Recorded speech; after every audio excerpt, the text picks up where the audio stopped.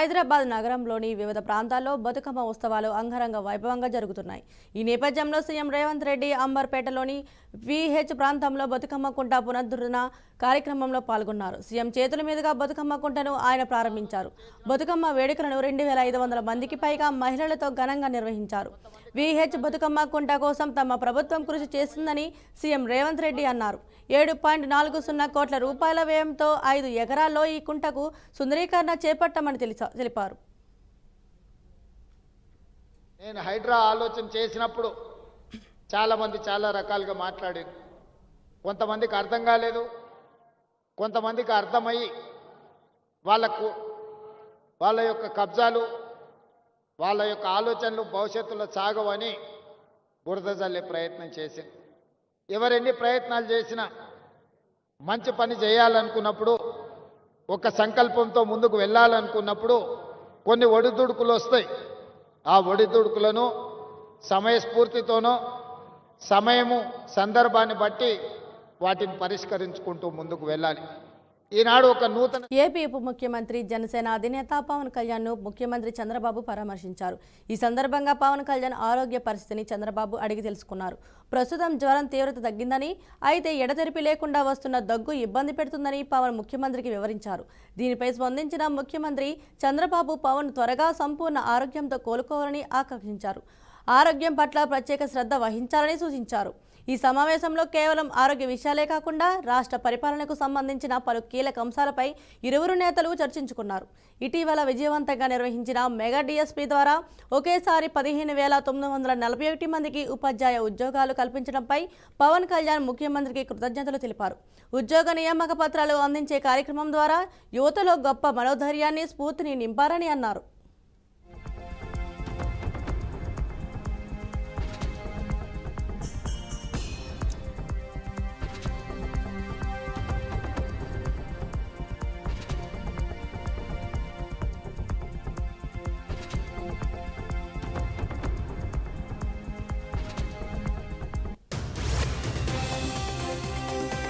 తెలంగాణలో గ్రూప్ 2 ఉద్యోగాల కోసం ఎదురు చూస్తున్న లక్షలాది మంది అభ్యర్థుల నిరీక్షణకు తెరపడింది. 2022 నోటిఫికేషన్కు సంబంధించిన 783 గ్రూప్ 2 పోస్టుల తుది ఫలితాలను తెలంగాణ పబ్లిక్ సర్వీస్ కమిషన్ ప్రకటించింది. ఇందులో ఒక పోస్టు భర్తీ కాలేదు.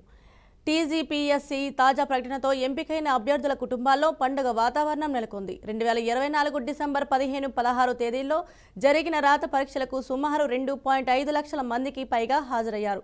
ఈ ఏడాది మార్చి 11న జనరల్ ర్యాంకింగ్ జాబితాను విడుదల చేసిన కమిషన్ ఆ తర్వాత ధ్రువపత్రాల పరిశీలన, వైద్య పరీక్షలు పూర్తి చేసింది. అభ్యర్థులు ఇచ్చిన ఆప్షన్స్, మెరిట్ ర్యాంకులు, రిజర్వేషన్ల ఆధారంగా తుది మెరిట్ జాబితాను రూపొందించింది. ఈ పరీక్షలో 600 మార్కులకు గాను అత్యధికంగా 447.08 మార్కులు నమోదైనట్లు కమిషన్ వెల్లడించింది.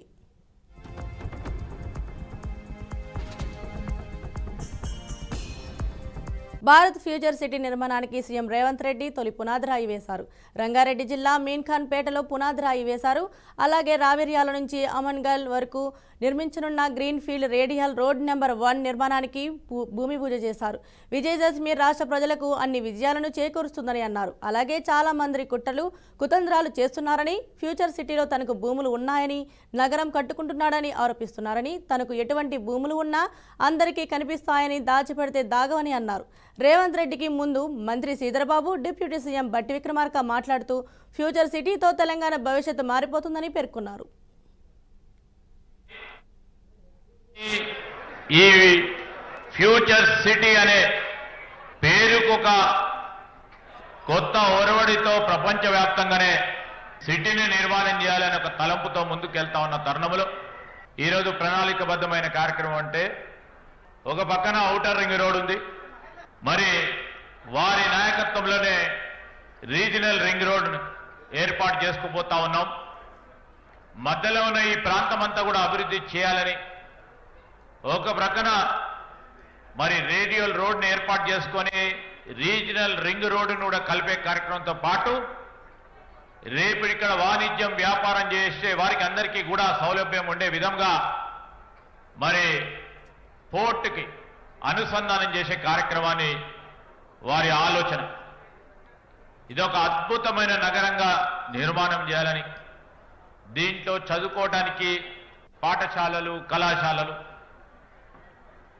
పెద్ద ఎత్తున ప్రపంచవ్యాప్తంగా పేరుగాంచిన విశ్వవిద్యాలయాలు ఈరోజు వారు మన రాష్ట్రాన్ని ఒక స్పోర్ట్స్ క్యాపిటల్గా నిలపాలని ఆలోచన చేస్తా ఉన్న తరుణంలో మరి ఒక స్పోర్ట్స్ జోన్గా, పరిశ్రమల జోన్గా, ఐటీ జోన్గా ఈరోజు ప్రతి ఒక్కరికి కూడా వీళ్ళు సంకల్పన చేసి ఈ ప్రదేశంలో ఉండటానికి ప్రధానంగా ఇక్కడ ఉంటున్న వారికి స్వచ్ఛమైన నీరు, స్వచ్ఛమైన గాలి, కాలుష్యం లేని నగరంగా మరి జీరో పొల్యూటెడ్ సిటీగా చేయాలని తలపుతో ఈ కార్యక్రమం చేస్తా ఉన్నాం. ఫ్యూచర్ సిటీ డెవలప్మెంట్ అథారిటీ కార్యాలయానికి భూమి పూజ చేసుకున్నాం. అట్లాగే ఈ ఫ్యూచర్ సిటీ సంబంధించి ఔటర్ రింగ్ రోడ్ నుంచి ఈ ఫ్యూచర్ సిటీ కలుపుతూ వేస్తున్నటువంటి అద్భుతమైనటువంటి రోడ్లు బహుశా భారతదేశంలో ఇప్పటివరకు ఎక్కడా లేనట్టుగా ఈ ఫ్యూచర్ సిటీలో అద్భుతంగా ఆవిష్కరింపబడుతున్నటువంటి ఆ చిత్రాలను చూస్తూ ఉంటే ఈ దేశ భవిష్యత్తు అంతా కూడా ఈ ఫ్యూచర్ చుట్టూ తిరుగుతుందేమన్నటువంటి అద్భుతమైన ఆలోచనలతో ఈరోజు ఆ రోడ్డుకు కూడా మనం భూమి పూజ చేసుకున్నాం. అటు ఇటు ఎలివేటెడ్ రోడ్లు, సర్వీస్ రోడ్లు, మధ్యలో మెట్రో రైలు సంబంధించినటువంటి రవాణా సౌకర్యం, ఈ రకంగా బహుశా ఈ దేశంలో ఏ నగరానికి కూడా ఇటువంటి వ్యవస్థ లేదు. అలాగే ఈ నగరం సంబంధించి కూడా ఆ ప్రారంభోత్సవం జరిగిన కార్యక్రమంలో భాగంగా ముఖ్యమంత్రి గారు కొన్ని విషయాలు ఆ బొమ్మలు చూపిస్తూ చెప్తూ వచ్చారు. హైదరాబాద్ నుంచి ఇంటర్నేషనల్ ఎయిర్పోర్ట్ నుంచి ఈ ఫ్యూచర్ సిటీని కలుపుతూ రోడ్లు వేయటమే కాకుండా ఇక్కడ నుంచి బందర్ పోర్టుకి, తెలంగాణ రాష్ట్రానికి లేనటువంటి ఒక సీ పోర్టుని కలుపుతూ వయా అమరావతి మీద నుంచి ఒక అద్భుతమైనటువంటి గ్రీన్ ఫీల్డ్ రోడ్ని శాంక్షన్ చేపించుకొని వచ్చాను. మీరు నన్ను చాలా మంది కుట్రలు కుతంత్రాలు చేస్తున్నారు, నోటికొచ్చింది మాట్లాడుతున్నారు. చెయ్యకూడని రాద్ధాంతం చేయడమే కాదు, ఎన్నో రకాల ఆరోపణలు చేస్తున్నారు. ఇక్కడ రేవంత్ రెడ్డి గారికి ఓ భూములు ఉన్నాయి, ఆయన కోసం నగరం కట్టుకుంటుండని. మీ అందరికీ తెలుసు, ఒకవేళ భూమి ఉంటే తెలియంది కాదు, ఇదేమి రహస్యంగా ఆశ పెట్టుకునే వజ్రాలు కావు. ఎక్కడో లాకర్లో పెట్టుకొని భూమి ఉంటే భూమి మీదనే ఉంటుంది, భూమి ఉంటే దానికి రెవెన్యూ రికార్డు ఉంటుంది. ఈరోజు నేను నా గురించో నా సహచార మంత్రివర్గ సభ్యుల గురించో నేను ఆలోచన చేయడం లేదు. ఇంకా ఒక మాట చెప్పాలంటే, ఈనాడు బతుకున్న మన కోసం కాదు, రేపు భవిష్యత్తులో పుట్టబోయే మన పిల్లలు, వాళ్ళ పిల్లలు, వాళ్ళ పిల్లలు, వాళ్ళ ఫ్యూచర్ కోసం నేను ఈరోజు ఆలోచన చేస్తున్నా. పెద్దలు బట్టి విక్రమార్క గారు చెప్పినట్టు 436 సంవత్సరాల క్రితం కులీ కుతుబ్షాహి గారు హైదరాబాద్ నగరానికి పునాది రాయి వేసినప్పుడు చెరువుల్లో, నదుల్లో ఏ విధంగా అయితే చేపల సమూహం ఉంటుందో నా హైదరాబాద్ నగరంలో కూడా ప్రజలు ఆ విధంగా ఉండాలి, పెంపొందాలి అని కోరుకున్నాడంటే 436 సంవత్సరాల క్రితం కులీ కుతుబ్షాహి వేసిన పునాది రాయి ఈరోజు మా నగరం గొప్ప నగరం, హైదరాబాద్ నగరం మాకుందని మనం గర్వంగా చెప్పుకునే పరిస్థితులు ఈరోజు మనకు వచ్చినాయి.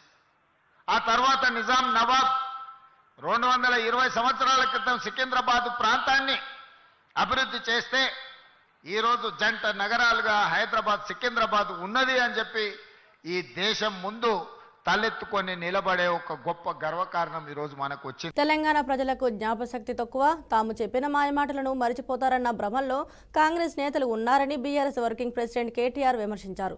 అబద్ధపు హామీలతో అధికారంలోకి వచ్చిన కాంగ్రెస్ ప్రభుత్వ మోసాలను, ప్రజలకు పడ్డ బకాయిలను బాకీ కార్డు ఉద్యమంతో గుర్తు చేస్తామన్నారు. జూబ్లీహిల్స్ నియోజకవర్గంలోని షేక్పేట సమతా కాలనీలో MLC Dasoju Shravan BRS minority నేతలతో కలిసి కేటీఆర్ విస్తృతంగా పర్యటించారు. ఇంటింటికి తిరుగుతూ కాంగ్రెస్ బకాయి కార్డులను ప్రజలకు అందించి కాంగ్రెస్ మోసపూరిత పాలనను వివరించారు. దారుణంగా మోసం చేసిన కాంగ్రెస్ పార్టీకి జూబ్లీహిల్స్ ఉప ఎన్నికలో చెంపపెట్టు లాంటి సమాధానం ఇవ్వాలని విజ్ఞప్తి చేశారు. పెద్దలు, కాంగ్రెస్ పార్టీ పెద్దలు ఏమనుకున్నారంటే ప్రజల జ్ఞాపక శక్తి చాలా తక్కువ, 100 రోజుల్లో అరిచేతిలో స్వర్గం చూపెట్టి నోటికొచ్చిన వాగ్దానాలు చేసి తర్వాత మర్చిపోయినా అడిగే వాళ్ళు ఎవరు లేరని చెప్పి ఇవాళ ఇష్టం వచ్చిన వాగ్దానాలు చేసి అడ్డగోలు హామీలు ఇచ్చి గద్దెనెక్కిన తర్వాత తప్పించుకునే ప్రయత్నం చేస్తా ఉన్నారు.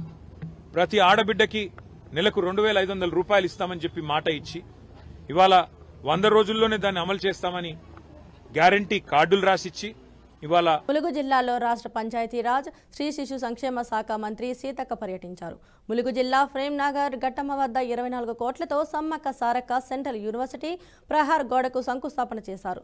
ముఖ్య అతిథులుగా Mahabubabad parliament MP Balaram Naik, Adilabad MP Nagesh హాజరయ్యారు. ములుగు జిల్లా collector Divakara TS, Sammakka Sarakka central university vice chancellor professor Srinivas Reddy పాల్గొన్నారు. సమ్మక్క సారక్క సెంట్రల్ యూనివర్సిటీకి 8.4 కిలోమీటర్స్ వరకు శంకుస్థాపన చేశారు.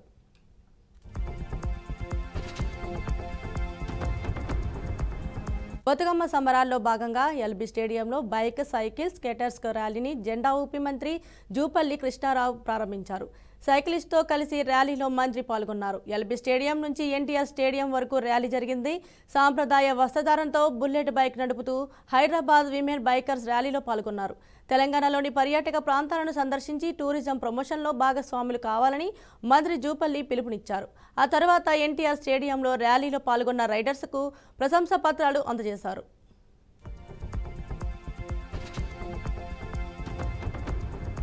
కృష్ణా జిల్లా తోట్లవల్లూరు గ్రామంలో దేవాలయ శాఖ మంత్రి ఆనం రామనారాయణ రెడ్డి పర్యటించారు. గ్రామంలో శివాలయంలో స్వామివారిని దర్శించుకుని పూజలు చేశారు. గ్రామస్తులు ఆలయ కమిటీ చైర్మన్ కోరిక మేరకు తోట్లవల్లూరు రావడం జరిగిందని మంత్రి తెలిపారు. ఆధ్యాత్మిక శోభతో దేవాలయాలను అభివృద్ధి చేయడమే కూటమి ప్రభుత్వం లక్ష్యమని వెల్లడించారు. పూర్తి శాస్త్రోక్తంగా దేవాలయాల్లో భగవంతునికి పూజ కంకర్యాలు జరిగేలా చర్యలు చేపడతామని హామీ ఇచ్చారు. పట్టణ ప్రాంతాల్లో ఉన్న అన్న క్యాంటీన్ల మాదిరి ప్రతి గ్రామీణ ప్రాంతాల్లోని దేవాలయాల్లో ఉచిత అన్నప్రసాదానం అందిస్తామంటూ మంత్రి రామనారాయణరెడ్డి తెలియజేశారు.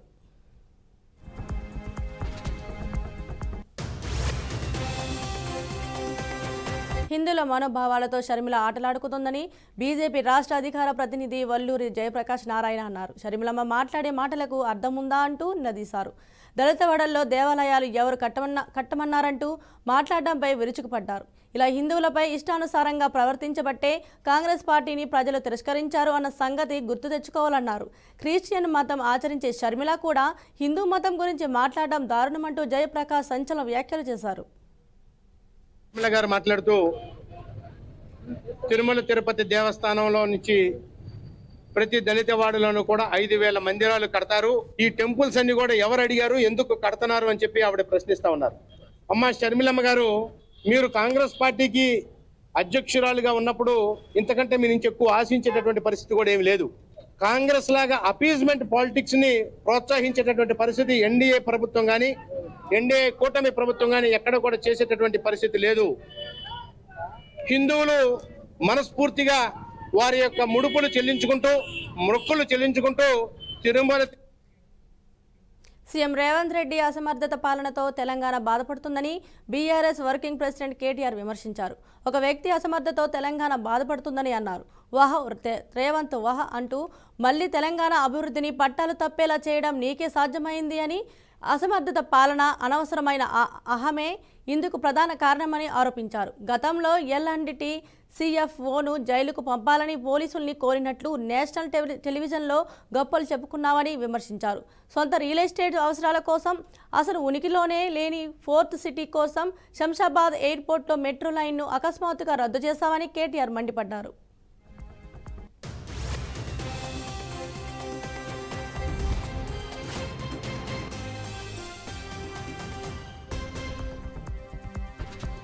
బాత్ కార్యక్రమాన్ని ప్రత్యేక ప్రసారం ద్వారా జిల్లా బీజేపీ నాయకులతో కలిసి వీక్షించారు. నిత్య జీవితంలో కేవలం స్వదేశీ వస్తువులనే ఉపయోగించాలన్నారు. మన దేశంలోని పర్యాటక ప్రాంతాలకు ప్రాధాన్యం ఇస్తూ వాటిని సందర్శిస్తామని ప్రతిజ్ఞ కేంద్ర మంత్రి చేశారు. అలాగే ఒక భారతీయుడు ఈ సంకల్పాన్ని స్వీకరించి దేశ పురోగతిలో భాగస్వామ్యం కావాలని కోరారు. జాతీయ విప్లవ కవి, పద్మభూషణ్ అవార్డు గ్రహీత అయినటువంటి శ్రీ గుర్రం జాషువా గారి 130వ జయంతి వేడుకల్ని మనంతా కూడా రాష్ట్రమంతా పెద్ద ఎత్తున నిర్వహిస్తూ ఉన్నాం. భారతీయ జనతా పార్టీ ఒక రాజకీయ క్షేత్రం అయినప్పటికీ కూడా ఒక రాజకీయ పార్టీ కేవలం రాజకీయాలకు మాత్రమే పరిమితం కాకూడదు, అధికారం కోసమే లక్ష్యంగా పనిచేయకూడదు, మనం సమాజం కోసం పనిచేయాలి. శంషాబాద్ ఎయిర్పోర్టులో గుర్తు తెలియని వ్యక్తులు బాంబు పెట్టారని ఈమెయిల్ వచ్చింది. దీంతో అప్రమత్తమైన భద్రతా బలగాలు క్షుణ్ణంగా తనిఖీలు చేశారు. ఆదివారం ఉదయం 6:23 శంషాబాద్ ఎయిర్పోర్టుకు ఈమెయిల్ వచ్చిందని ఎయిర్పోర్ట్ అథారిటీ సిబ్బంది తెలిపింది. ఎయిర్పోర్ట్ బిల్డింగ్ సమీపంలో బాంబులు పెట్టామని, అందులో ఉందని స్పష్టం చేశారు. ఈ మేరకు భద్రతా అధికారులు వెంటనే అప్రమత్తమై ఎయిర్పోర్ట్ బిల్డింగ్తో పాటు పరిసరాలను క్షుణ్ణంగా తనిఖీ చేశారు. ఎలాంటి బాంబు లేదని నిర్ధారణకు వచ్చారు. అనంతరం శంషాబాద్ ఎయిర్పోర్ట్ పోలీసులకు ఫిర్యాదు చేయడంతో కేసు నమోదు చేసుకుని దర్యాప్తు చేపట్టారు. ఈ ఘటనకు సంబంధించి మరిన్ని వివరాలు తెలియాల్సి ఉందని అధికారులు వెల్లడించారు.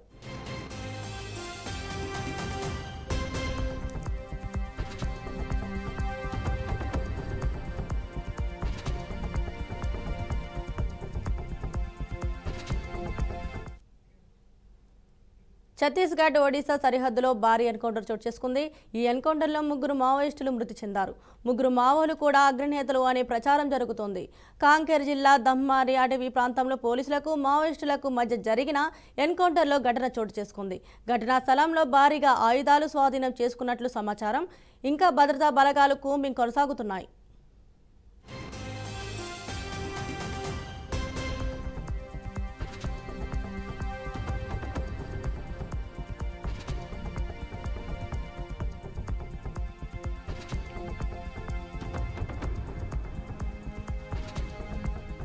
తమిళనాడు కరూరులో జరిగిన తొక్కిసలాట ఘటనలో మృతి చెందిన వారి కుటుంబాలకు సినీ నటుడు టీవీకే అధ్యక్షుడు విజయ్ పరిహారం ప్రకటించారు. బాధిత కుటుంబాలకు 20 లక్షల రూపాయలు అందించనున్నట్లు తెలిపారు. గాయాలైన వారికి చికిత్స పొందుతున్న వారికి 2 లక్షల రూపాయలు ఇవ్వనున్నట్లు తెలిపారు. ఈ డబ్బు వారికి జరిగిన లోటును పూడ్చలేదని పేర్కొన్నారు. తాను బాధిత కుటుంబాలకు అండగా ఉంటారని హామీ ఇచ్చారు. శనివారం విజయ్ ప్రచార సభలో తొక్కిసలాట కారణంగా 41 మంది మృతి చెందారు.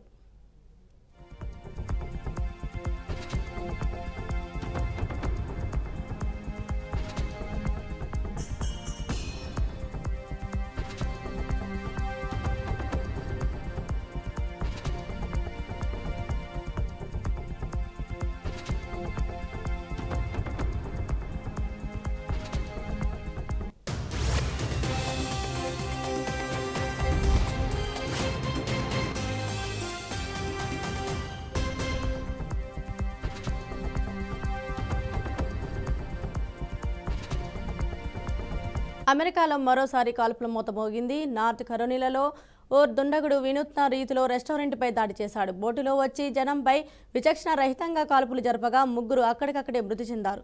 పలువురు తీవ్రంగా గాయపడ్డారు. ఈ దారుణ ఘటనతో స్థానికంగా భయాందోళనలు నెలకొన్నాయి. విల్లింగ్టన్లో సమీపంలోని సౌత్ పోర్ట్ యార్డ్ బేసిన్లో ఉన్న అమెరికన్ షిప్ కంపెనీ అనే రెస్టారెంట్లో నిన్న రాత్రి 9:30 ఆ సమయంలో ఈ దాడి జరిగిందని అధికారులు చెప్పారు. రెస్టారెంట్ సమీపంలో ఒక బోటు వచ్చి ఆగిందని, అందులో ఉన్న వ్యక్తి ఒక్కసారిగా రెస్టారెంట్లోని వారిపై తుపాకీతో విచక్షణ రహితంగా కాల్పులు జరిపి అనంతరం అదే బోటులో వేగంగా పరారయ్యాడన్నారు. ఈ ఘటనలో 7గురిపై బుల్లెట్లు దూసుకెళ్లినట్లు పోలీసులు ప్రాథమికంగా నిర్ధారించారు.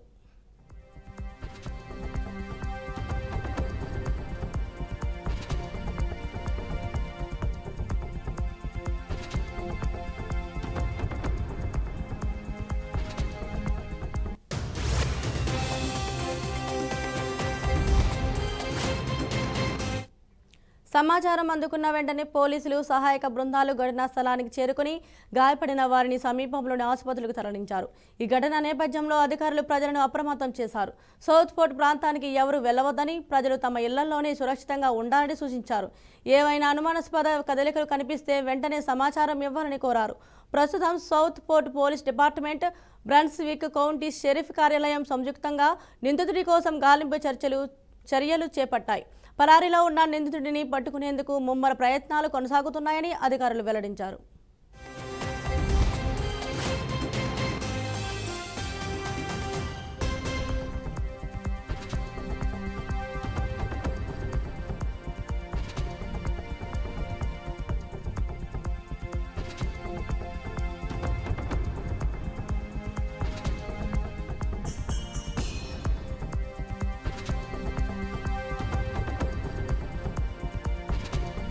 అర్జెంటీనా రాజధాని బ్యూనస్ ఎయిర్స్లో అత్యంత దారుణమైన ఘటన చోటు చేసుకుంది.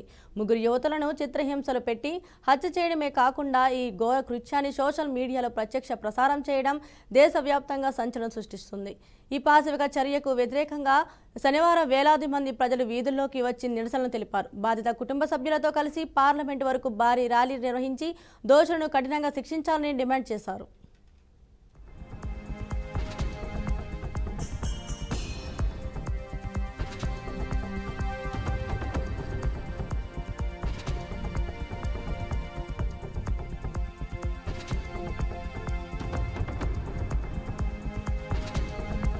ప్రపంచంలోనే అత్యంత సంపన్న క్రికెట్ బోర్డు బీసీసీఐకి కొత్త అధ్యక్షుడు వచ్చారు. మొన్నటి వరకు ఈ పదవిలో ఉన్న రోజర్ బిన్నీ స్థానంలో మాజీ క్రికెటర్ మిథున్ మన్హాన్స్ ఎంపికయ్యారు. ఇవాళ ముంబైలో జరిగిన బీసీసీఐ వార్షిక సర్వసభ్య సమావేశంలో 37వ అధ్యక్షుడిని ఏకగ్రీవంగా ఎన్నుకున్నారు. దేశవాళీలో ఢిల్లీ జట్టుకు ప్రాతినిధ్యం వహించిన మిథున్ మన్హాన్స్ ఒక్క అంతర్జాతీయ మ్యాచ్ కూడా ఆడకపోవడం గమనార్హం.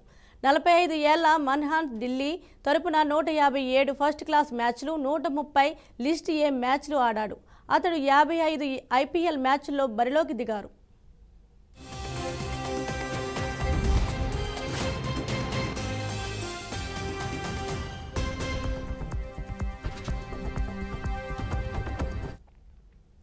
బీసీసీఐ అధ్యక్ష ఉపాధ్యక్షుడి పదవులతో పాటు కార్యదర్శి, సంయుక్త కార్యదర్శి, ట్రెజరర్ స్థానాలకు ఒకే ప్యానెల్ నామినేషన్ దాఖలు చేసింది. దీంతో మిథున్ మన్హాన్స్ అధ్యక్షుడు కాగా బీసీసీఐ వైస్ ప్రెసిడెంట్గా రాజీవ్ శుక్లా, కార్యదర్శిగా దేవజిత్ సైకియా మరోసారి ఎన్నికయ్యారు. సంయుక్త కార్యదర్శిగా ప్రభ్తేజ్ సింగ్ భాటియా, కోశాధికారిగా రఘురామ్ భట్ ఎన్నికైనట్లు బీసీసీఐ వర్గాలు తెలిపాయి. అఫెక్స్ కౌన్సిల్లో ఇప్పటి వరకు జయదేవ్ నిరంజన్ ఏకసభ్యుడిగా ఉన్నారు. ఇప్పుడు మరో ఇద్దరిని బీసీసీఐ ఏజీఎం ఎంపిక చేసింది. ఐపీఎల్ చైర్మన్గా ఉన్న అరుణ్ దుమాల్తో పాటు ఖైరూర్ జమాల్ మజుందార్ గవర్నింగ్ కౌన్సిల్లోకి వచ్చారు.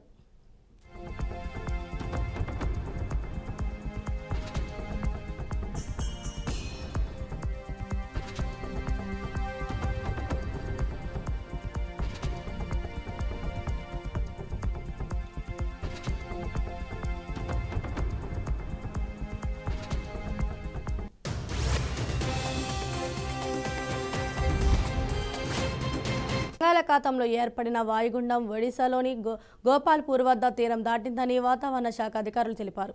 ఇది దక్షిణ ఒడిశా, ఛత్తీస్గఢ్ ప్రాంతంలో ఇవాళ తీవ్ర అల్పపీడనంగా మారే అవకాశం ఉందని వాతావరణ శాఖ తెలిపింది.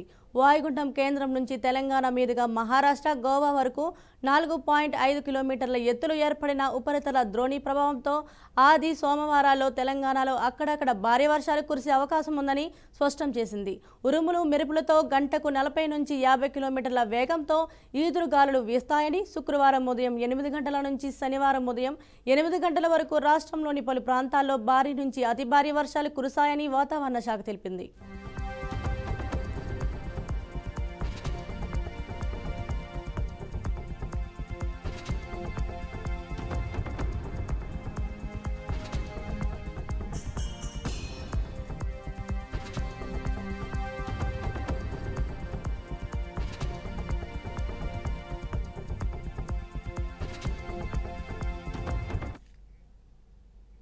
భారీ వర్షాలతో ఉగ్రరూపం దాల్చిన మూసీ నది మొత్తానికి శాంతించింది.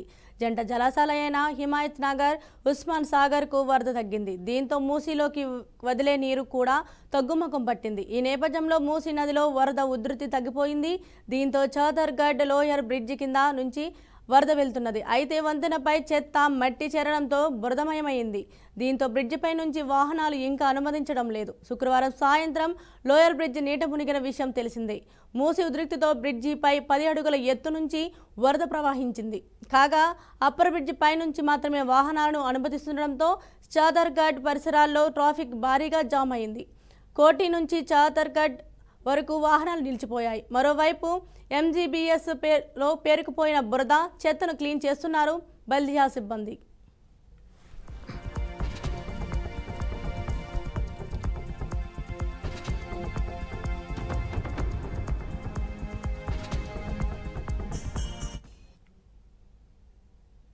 ఇక ఉస్మాన్ సాగర్కు వరద ప్రవాహం క్రమంగా తగ్గుతుంది. ప్రస్తుతం 1100 క్యూసెక్కుల వరద వస్తుండగా 884 క్యూసెక్కుల నీటిని దిగువకు వదులుతున్నారు. ఉస్మాన్ సాగర్లో పూర్తి స్థాయి నీటి నిల్వ 3.9 టీఎంసీలు కాగా ప్రస్తుతం 3.65 టీఎంసీలు ఉన్నాయి. మరోవైపు హిమాయత్ సాగర్కు కూడా వరద తగ్గిపోయింది. ఇన్ఫ్లో 4000 క్యూసెక్కులుగా ఉండగా అవుట్ఫ్లో 3963 క్యూసెక్కులుగా ఉంది. హిమాయత్ సాగర్ పూర్తి స్థాయి నీటి నిల్వ 2.97 టీఎంసీలు ఇప్పుడు 2.64 టీఎంసీలు ఉన్నాయి.